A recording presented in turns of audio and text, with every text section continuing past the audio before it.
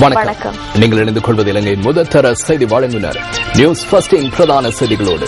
இன்றைய விரிவான செய்திகளுக்கு செல்லும் முன்னர் முதலில் தலைப்புச் செய்திகள். நாட்டின் காணி அதிகாரம் மத்திய அரசாங்கத்திற்கே உள்ளது எனவும் மாகாண சபையிடம் அந்த அதிகாரம் இல்லை எனவும் உயர்நீதிமன்றம் தீர்ப்பு. ஐக்கிய நாடுகளின் அமைதி காக்கும் படைக்கு மகளிர் படையை பெற்றுக் கொடுக்க முடியும், பான் கி மூனிடம் ஜனாதிபதி தெரிவிப்பு. ஸ்ரீலங்கா சுதந்திர கட்சியின் ஸ்தாபகர் குறித்து முன்னாள் ஜனாதிபதி கருத்து.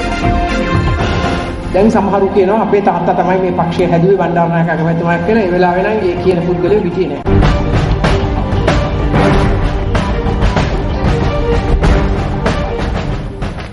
ஐக்கிய நாடுகள் சபையின் 68வது கூட்டத்தொடரில் கலந்து கொள்வதற்காக நியூயார்க் சென்றுள்ள ஜனாதிபதி மஹிந்த ராஜபக்சவுக்கும் பொதுநலவாய நாடுகளின் செயலாளர் நாயகம் கமலி சர்மாவுக்கும் இடையில் சந்திப்பொன்று நேற்று இடம்பெற்றது. எதிர்வரும் நவம்பர் மாதம் இலங்கையில் நடைபெறவுள்ள பொதுநலவாய நாடுகளின் அரசுத் தலைவர்கள் மாநாடு தொடர்பிலேயே இந்த சந்திப்பின் போது அதிக கவனம் செலுத்தப்பட்டுள்ளது. பொதுநலவாய நாடுகளின் அரசுத் தலைவர்கள் மாநாட்டிற்கான ஏற்பாடுகள் குறித்து இலங்கைக்கு விஜயம் மேற்கொண்ட பல்வேறு நாடுகளின் அரசுத் தலைவர்களும் இலங்கை தொடர்பில் பாராட்டு தெரிவித்துள்ளதாக இதன்போது கமலி சர்மா தெரிவித்துள்ளார். பொதுநலவாய நாடுகளின் அரசுத் தலைவர்கள் மாநாட்டில் எதிர்பார்க்கப்படுகின்ற இலக்குகளை அடைய வேண்டும் என இதன்போது ஜனாதிபதி கூறியுள்ளார்.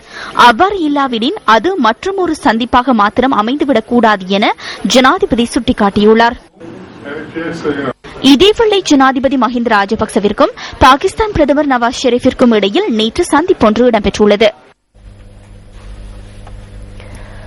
இதேவேளை ஐக்கிய நாடுகளின் அமைதி காக்கும் படைக்கு பெண்கள் படையொன்றை வழங்க முடியும் என இலங்கை அரசாங்கம் ஐக்கிய நாடுகளின் செயலாளர் நாயகம் பான் கி மூனுக்கு அறிவித்துள்ளது.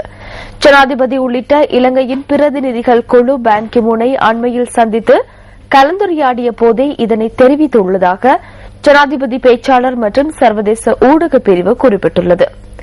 ஐக்கிய நாடுகளின் அமைதி காக்கும் படைக்கு தேவையான ஹெலிகாப்டர்கள், வாகனங்கள் மற்றும் ஏனைய உபகரணங்களை விநியோகிக்க முடியும் என இலங்கை இதன்போது கூறியுள்ளது.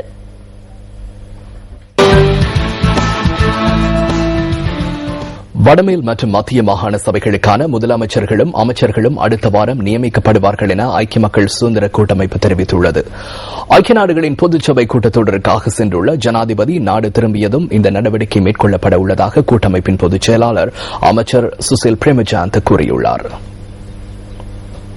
கடந்த 21ஆம் தேதி நடைபெற்ற வடக்கு, மத்திய மற்றும் வடமேல் மாகாண சபை தேர்தலில் போட்டியிட்ட வேட்பாளர்களில் முதலமைச்சர் ஒருவர் பெயரிடப்படவில்லை எனவும் அமைச்சர் பதவிகள் மற்றும் ஏனைய பதவிகள் எதிர்வரும் வாரத்தில் வழங்கப்பட உள்ளதாகவும் ஐக்கிய மக்கள் சுதந்திர கூட்டமைப்பு வெளியிட்டுள்ள அறிக்கையில் குறிப்பிடப்பட்டுள்ளது. ஐக்கிய மக்கள் சுதந்திர கூட்டமைப்பில் பல்வேறு அரசியல் கட்சிகள் அங்கம் வகிப்பதாகவும் இதனால் மாகாண சபைகளுக்கு பல்வேறு அரசியல் கட்சிகளைச் சேர்ந்தவர்கள் தெரிவாகியுள்ளதாகவும் அமைச்சர் விடுத்துள்ள அறிக்கையில் குறிப்பிடப்பட்டுள்ளது. எதிர்வரும் வாரத்தில் மாகாண முதலமைச்சர் மற்றும் ஏனைய அமைச்சர் பதவிகளுக்குரியவர்கள் ஜனாதிபதி முன்னிலையில் பதவி பிரமாணம் செய்ய உள்ளதாகவும் ஐக்கிய மக்கள் சுதந்திர கூட்டமைப்பு வெளியிட்டுள்ள அறிக்கையில் குறிப்பிடப்பட்டுள்ளது. இதேவேளை அதிக விருப்ப வாக்குகளை பெற்றவருக்கு முதலமைச்சர் பதவி வழங்கப்படும் என்ற தீர்மானத்தில் எந்தவித மாற்றமோ அல்லது திருத்தமோ கிடையாது என நேற்றைய தினம் பிரதமர் டி.எம்.ஜெயரத்ன தெரிவித்திருந்தார். இந்த தீர்மானம் நீண்ட நாட்களுக்கு முன்னர் எட்டப்பட்டதொன்று எனவும் அவர் வெளியிட்டுள்ள அறிக்கையில் குறிப்பிடப்பட்டுள்ளது. வாக்கெண்ணும் நிலையமாக இயங்கிய பாடசாலை ஒன்றிலிருந்து புல்லடியிடப்பட்ட ஒரு தொகை வாக்குச்சீட்டுகள் மீட்கப்பட்ட சம்பவம் தொடர்பில் புத்தளம் மாவட்ட தெரிவத்தாட்சி அதிகாரி மீது பல்வேறு தரப்பினரால் சுமத்தப்படும் குற்றச்சாட்டுகளுக்கு இலங்கை நிர்வாக சேவை உத்தியோகத்தர்கள் சங்கம் எதிர்ப்பு தெரிவித்துள்ளது. அத்தகைய தரப்புகள் புத்தளம் தெரிவத்தாட்சி அதிகாரி மீது சுமத்துகின்ற குற்றச்சாட்டுகள் அடிப்படையற்றவை என அந்த சங்கத்தின் தலைவரும் கொழும்பு மாவட்ட செயலாளருமான கமால் பத்மசிறி குறிப்பிடுகின்றார். புல்லடியிடப்பட்ட ஒரு தொகை வாக்குச்சீட்டுகள் புத்தளம் மாவட்டத்தில் நேற்று முன்தினம் மீட்கப்பட்டதை அடுத்து வடக்கு, மத்திய மற்றும் வடமேல் மாகாண சபைகளுக்காக நடைபெற்ற தேர்தலின் மூலம் தெரிவான உறுப்பினர்களின் பெயர்களை வர்த்தமானியில் வெளியிட நடவடிக்கை எடுத்துள்ளதாக தேர்தல்கள் செயலகம் குறிப்பிடுகின்றது. போனஸ் ஆசனங்களுக்காக நியமிக்கப்பட்டுள்ள உறுப்பினர்களின் விவரம் பின்னர் அறிவிக்கப்படும் என தேர்தல்கள் செயலகத்தின் ஆலோசகர் பாந்துல குலதுங்க தெரிவிக்கின்றார்.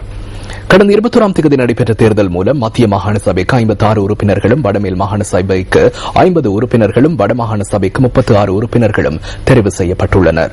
இதற்கமைய தேர்தல் மூலம் 142 உறுப்பினர்கள் தெரிவு செய்யப்பட்டுள்ளதுடன் ஒவ்வொரு மாகாண சபைகளுக்காகவும் தலா 2 போனஸ் ஆசனங்கள் வழங்கப்பட்டுள்ளன. இதுவரை தேர்தல் மூலம் மாகாண சபைக்கு தெரிவாகியுள்ள அனைத்து உறுப்பினர்களும் தமது சொத்து விவரங்களை அறிவிக்க வேண்டும் என தேர்தல்கள் செயலகம் குறிப்பிட்டுள்ளது. கொழும்பு மாநகர சபை எல்லைக்குட்பட்ட சில பகுதிகளில் நாளை இரவு 9 மணி தொடக்கம் 11 மணித்தியாலங்களுக்கு நீர்வெட்டு அமுல்படுத்தப்பட இருக்கிறது. மாளிகாவத்த, பஞ்சிகாவத்த வீதி, மருதானை வீதி, ஹஸ்ட்ராப் வீதி, ஸ்ரீ சங்கராஜ மாவத்தை, மஹ்ரூப் நீர்த்தாங்கியிலிருந்து நீர் விநியோகிக்கப்படும் பிரதேசம் ஆகிய இடங்களிலிருந்து இந்த நீர்வெட்டு அமுலில் இருக்கும் என தேசிய நீர் வழங்கல் வடிகால் அமைப்பு சபை அறிவித்துள்ளது. இதனை தவிர கொள்ளுப்பேட்டி, தர்மபால மாவட்டம் மற்றும் அதனுடன் தொடர்புடைய குறுக்கு வீதிகள் CWW கண்ணங்கர மாவட்ட, ராஸ்மீட் பிளேஸ் மற்றும் பான்ஸ் பிளேஸ் ஆகிய இடங்களிலும் நாளை இரவு 9 மணி தொடக்கம் நாளை மறுதினம் காலை 8 மணி வரை நீர் விநியோகம் தடைப்படும் என அறிவிக்கப்பட்டிருக்கிறது. அத்தியாவசிய திருத்த வேலைகளே இதற்கு காரணம் எனவும் தேசிய நீர் வழங்கல் வடிகால் அமைப்பு சபை குறிப்பிட்டுள்ளது.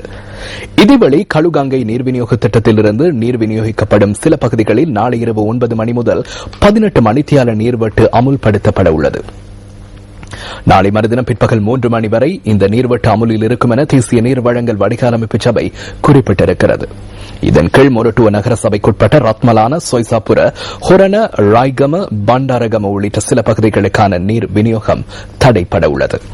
பானந்துறை, நல்லுருவ, கிரிபேரிய, ஹிரின, வாழைத்தோட்டம் ஆகிய பகுதிகளிலும் நீர்வெட்டு அமுலில் இருக்கும் என அறிவிக்கப்பட்டிருக்கிறது.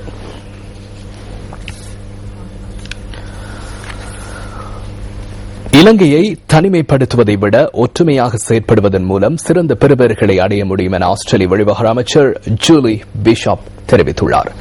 ஊடகவியலாளர் சந்திப்பொன்றில் கலந்து கொண்டு கருத்து வெளியிட்ட போதே அவர் இதனை கூறியிருக்கின்றார். மனித உரிமைகள் மற்றும் மனிதாபிமான செயற்பாடுகளில் முன்னேற்றத்தை வெளிப்படுத்த இலங்கைக்கு சந்தர்ப்பம் உள்ளதாகவும் ஆஸ்திரேலிய வெளிவிவகார அமைச்சர் குறிப்பிட்டுள்ளார். இதேவேளை இலங்கை நல்லிணக்கம் மற்றும் மனித உரிமைகள் தொடர்பில் அதிக கவனம் செலுத்தியுள்ளதாகவும் ஜூலி பிஷப் மேலும் குறிப்பிட்டுள்ளார். விளம்பரங்களின் பின்னர் மேலும் பல உள்நாட்டு, வெளிநாட்டு மற்றும் விளையாட்டு செய்திகளுடன் சந்திப்போம். மட்டக்களப்பு நொச்சிமுனை கடற்கரை வீதியை புனரமைத்து தர வேண்டும் என்று பிரதேச மக்கள் கோரிக்கை விடுக்கின்றனர். ஒரு பிரதேசத்தின் நாளாந்த வாழ்வுடன் வீதி பல்வேறு வகையிலும் தொடர்பு படுகிறது. அந்த பிரதேசத்தின் வீதி புனரமைக்கப்படாத நிலையில் இருந்தால் அது அந்த பிரதேசத்தின் பல்வேறு நடவடிக்கைகளுக்கும் பாதிப்பாக அமைகின்றது. கிழக்கு மாகாணத்தின் மட்டக்களப்பு மாவட்டத்தில் பூநொச்சிமுனை கடற்கரை வீதி நீண்ட காலமாக புனரமைக்கப்படாத நிலையில் காணப்படுவதாக பிரதேச மக்கள் தெரிவிக்கின்றனர். சரியான வல்லம் மேடுமாக பெரிய கஷ்டமா இருக்கு. நான் சின்னத்திலிருந்து இந்த ரோடு இப்படித்தான் இருந்து கொண்டிருக்கிறது. ஆகவே இந்த ரோட்டை நாங்க சகல அரசியல்வாதிகள் இதுக்கு சம்பந்தமான எல்லார்ட்டையும் கடிதம் கொடுத்து பல தடவை கடிதம் கொடுத்திருக்கிறோம். ஆனா இன்னும் இதுக்கு சரியான ஒரு முடிவு வரல. மட்டக்களப்பு கல்முனை பிரதான வீதியிலிருந்து பூநொச்சிமுனை கடற்கரை வரை செல்லும் இந்த வீதி சுமார் 2 கிலோமீட்டர் தூரத்தை கொண்டது. கடந்த பல வருடங்களாக திருத்தப்படாது கவனிப்பாரற்று காணப்படும் இந்த வீதி தற்போது குன்றும் குழியுமாக காணப்படுகிறது. அருட்பணி சிறுமியர்களிடத்திலிருந்து மஞ்சந்தொடுவா ஸ்கூலுக்கு போறாங்க, 20 பிள்ளைகள் போறாங்க. இதால போறதுக்கு சிரமமா இருக்கிறது. இந்த வீதியினூடாகவே பாடசாலைகளும் வைத்தியசாலை போன்ற அரசு அலுவலகங்களும் அமைந்துள்ளன. இந்த விடயம் தொடர்பில் சம்பந்தப்பட்ட அதிகாரிகளிடம் பலமுறை தெரிவித்த போதும் எந்தவிதமான நடவடிக்கையும் மேற்கொள்ளப்படவில்லை என்றும் பிரதேச மக்கள் தெரிவிக்கின்றனர். மாறி காலத்துல ஸ்கூலுக்கு போறது மிகவும் கஷ்டமா இருக்கு. ஸ்கூல் சைக்கிள்ல போக்குல போக இல்லாம இருக்குது. இடையூறுகளற்ற போக்குவரத்தை மேற்கொள்ள பூநொச்சிமுனை கடற்கரை வீதியை விரைவில் புனரமைத்து தருமாறு கோரிக்கை விடுக்கின்றார்கள் பிரதேச மக்கள். உங்கள் வாழ்க்கை எங்கள் செய்தி. நாட்டின் காணி அதிகாரங்கள் மத்திய அரசாங்கத்துக்கே உரித்தாவதாக உயர் நீதிமன்றம் இன்று தீர்ப்பு அளித்துள்ளது. பெருந்தோட்ட கைத்தொழில் அமைச்சினால் தனியார் பெருந்தோட்ட நிறுவனம் ஒன்றுக்கு குத்தகைக்கு வழங்கப்பட்ட காணியொன்றில் சட்டவிரோதமாக குடியேறிய ஒருவரை வெளியேற்றுவதில் ஏற்பட்ட பிரச்சினை தொடர்பில் தாக்கல் செய்யப்பட்டிருந்த மேன்முறையீட்டை பரிசீலித்த உயர்நீதிமன்றம் இந்த தீர்ப்பை அறிவித்துள்ளது. இந்த வழக்கு கண்டி மேல் நீதிமன்றத்தில் விசாரணைக்கு எடுத்துக் கொள்ளப்பட்ட போது குறித்த காணி தொடர்பில் மத்திய அரசாங்கமே நடவடிக்கைகளை மேற்கொள்ள வேண்டும் என தீர்ப்பளிக்கப்பட்டது. முன்னாள் பிரதம நீதியரசர்களான ஷிராணி பண்டாரநாயக்க மற்றும் சரத்தின் சில்வா ஆகியோர் 2 வழக்குகளின் பொது காணி அதிகாரம் மாகாண சபைகளுக்கு உரித்தானது என தீர்ப்பளித்ததை கவனத்திற்கொண்டு பின்னர் அந்த தீர்ப்பை மேன்முறையீட்டு நீதிமன்றம் செல்லுபடியாற்றதாக்கியது.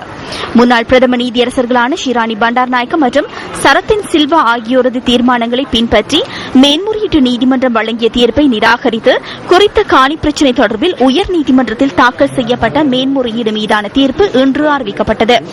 13வது அரசியலமைப்பு திருத்தத்திற்கு அமைய காணி அதிகாரம் மாகாண சபைகளிடம் கையளிக்கப்படவில்லை என இந்த வழக்கின் பிரதிவாதியான பெருந்தோட்ட கைத்தொழில் அமைச்சு சார்பில் ஆஜரான சட்டத்தரணி கோவிந்த் தயஸ்ரீ நீதிமன்றத்தில் சுட்டிக்காட்டியிருந்தார். இந்த அதிகாரம் மத்திய அரசாங்கத்திடம் உள்ளதாகவே 13வது அரசியலமைப்பு திருத்தத்தில் குறிப்பிடப்பட்டுள்ளதாக சட்டத்தரணி வாதிட்டார்.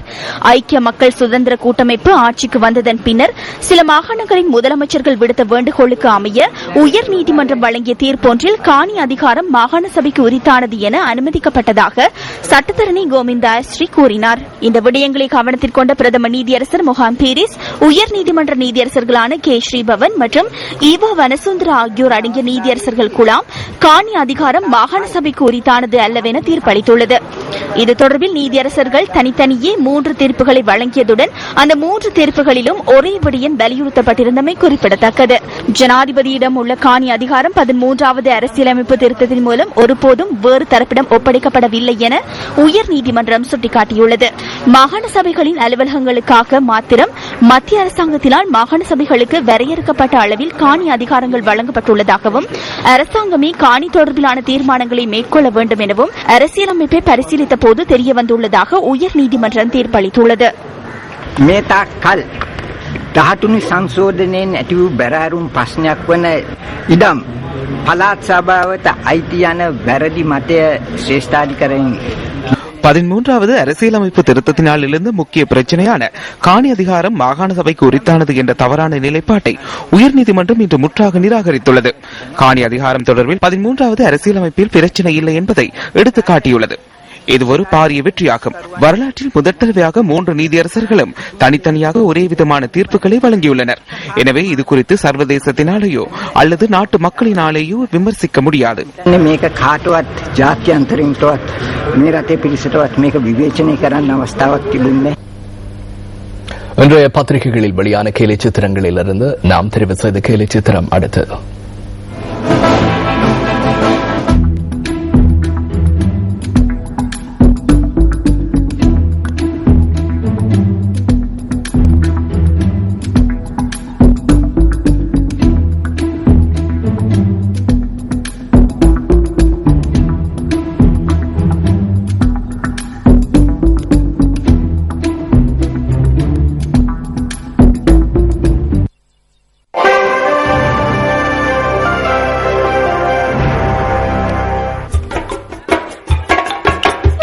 புலிச்சுரா கிழக்கு மாகாணத்தின் வாழைச்சேனை பகுதியிலிருந்து நேற்றைய தினம் இந்த புலிச்சுரா எனப்படுகின்ற மீன் பிடிக்கப்பட்டது. இவ்வாறு பிடிக்கப்பட்ட புலிச்சுரா சுமார் 1500 கிலோகிராம் எடையுடையது என அந்த பகுதி மீனவர்கள் குறிப்பிடுகின்றார்கள்.